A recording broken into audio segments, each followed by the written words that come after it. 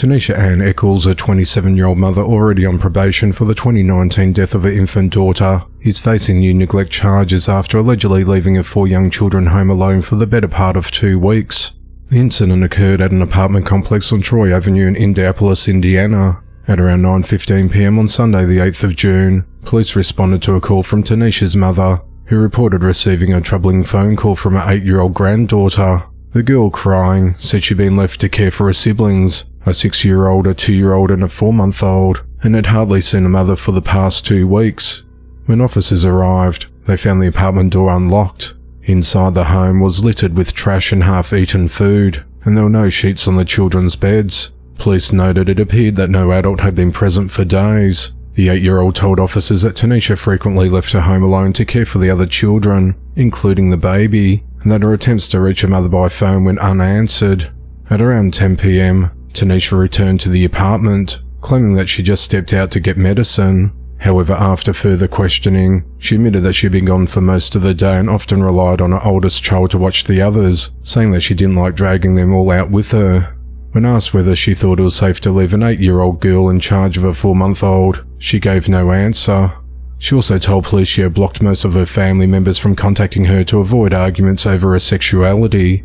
The children were removed from the home and placed in the custody of their grandmother. On Monday the 9th of June, Tenisha was taken into custody on multiple neglect charges, and she was booked into the Marin County Jail where she remains held without bond. At the time of her arrest, Tenisha was still on probation for the 2019 death of her 6-month-old daughter, who died from multiple blunt force injuries. An autopsy revealed skull fractures, a severe burn on her arm, and fractures to her ribs and leg. Tenisha was initially charged with neglect resulting in death, but later pleaded guilty to neglect resulting in serious bodily injury in July of 2023. Despite prosecutors recommending prison time, she received a sentence of 2 years home detention followed by 2 years of probation. 24-year-old Robert Babin is behind bars after he struck his mother in the head several times with a hammer during an argument. At just after 6 p.m. on Wednesday the 11th of June, authorities responded to a residence at 18739 Holly Way in Houston, Texas on report of a woman attacked. When officers arrived, they found a 61-year-old woman in the backyard bleeding from the head, barely breathing and unable to speak. She was airlifted to a nearby hospital in a serious condition, where she remained the following day. Authorities said that the victim's son Robert had confessed to the crime to a friend on a gaming platform right after the violence. The Harris County Sheriff's Office said they got a call from Robert's friend at around 6 p.m. that evening. He told them he had noticed a string of 2-hour-old messages from Robert on a gaming app, confessing to the hammer attack that read, "I'm in trouble and I need your help.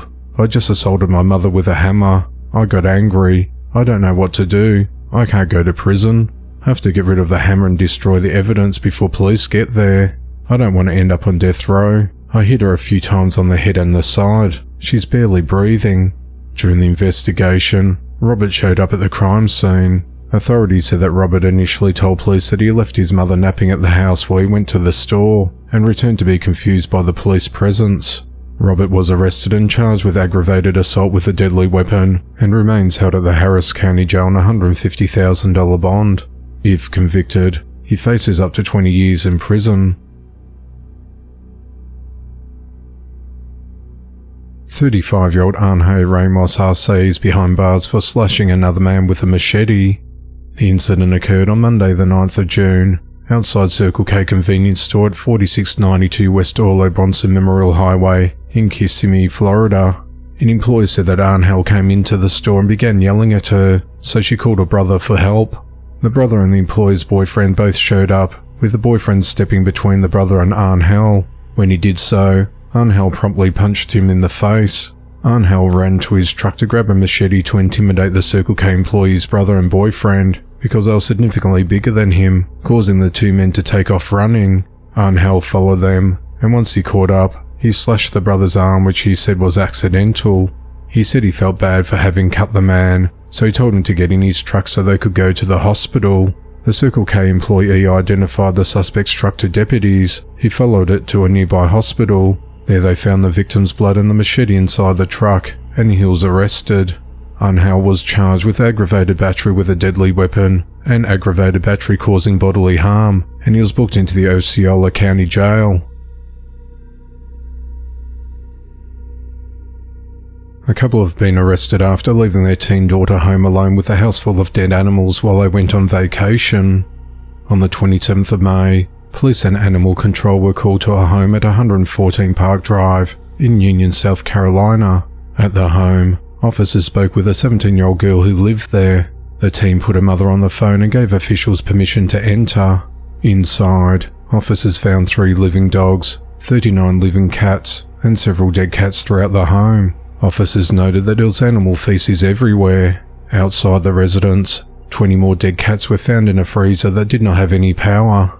Authorities said that 41-year-old Alicia Capps and 34-year-old Justin Capps left the teen at home by herself while they went to Florida. On the 10th of June, Alicia and Justin were arrested after they returned back from Florida. They were booked into the Union County Jail on charges of unlawful neglect of a child and 3 counts of ill treatment of animals, and were both given $25,000 bonds.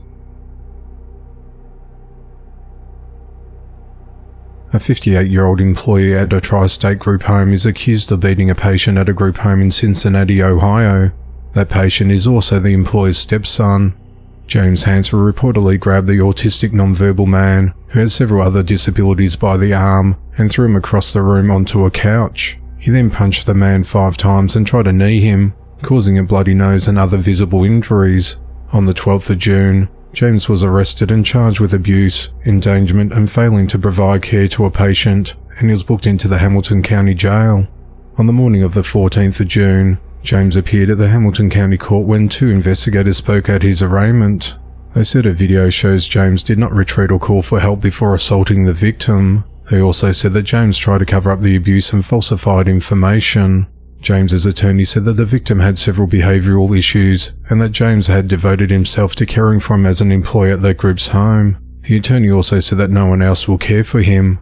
A judge set James's bond at $12,000. His next court appearance is scheduled for the 23rd of June. 24-year-old Lacrystal Matthews is behind bars following the death of a 2-month-old infant. At 2:34 p.m. on Saturday the 14th of June, authorities responded to the Sunbridge Inn at 46 Way Road in Pine Bluff, Arkansas, after receiving a report of an unresponsive infant. When officers arrived on scene, they located the child and immediately called for emergency medical assistance. The infant was transported by ambulance to Jefferson Regional Medical Center, but despite efforts from medical staff, the child was pronounced dead shortly after arrival. Medical personnel noted that the infant had severe bruising and showed signs of malnourishment. The child's condition prompted the involvement of the Criminal Investigation Division. Detectives conducted interviews and gathered evidence at the scene, ultimately leading them to suspect Lacrystal being responsible for the infant's death. Lacrystal was arrested and charged with first-degree murder, and she was booked into the Jefferson County Jail.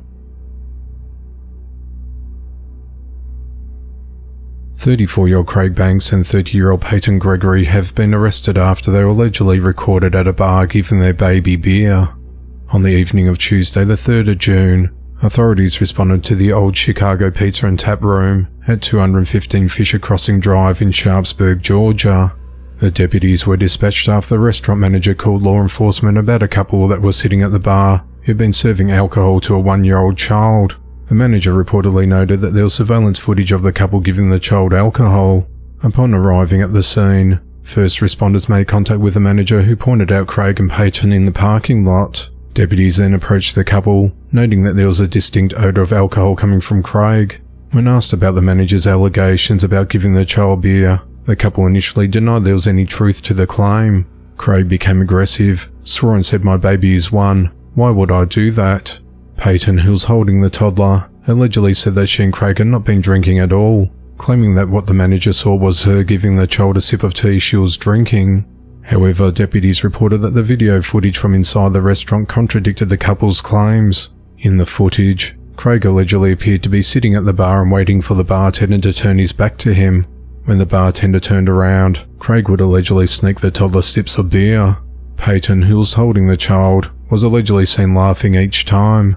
The couple did this about 6 times, authorities said, They then put the toddler in the high chair and allegedly continued giving the child beer and laughing. After viewing the footage, Paetyn allegedly admitted what happened. "I wasn't thinking and I made a dumb decision," she told police.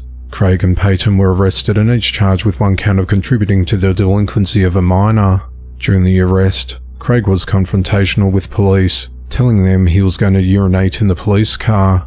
They were booked into the Coweta County Jail, and the child was placed in the custody of a grandparent.